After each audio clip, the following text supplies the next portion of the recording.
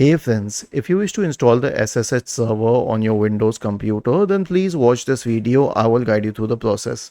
So right click on the start button and select settings from the menu.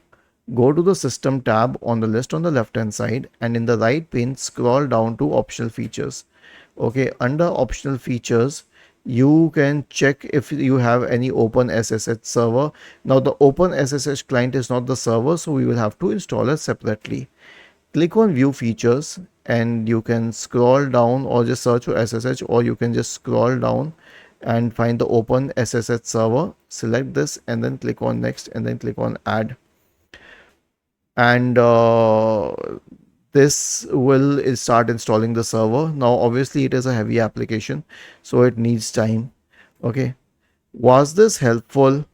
If yes, then please subscribe to the channel. If not, then let us know in the comment section of the video on how we could help you further. Thank you for watching this video and have a nice day.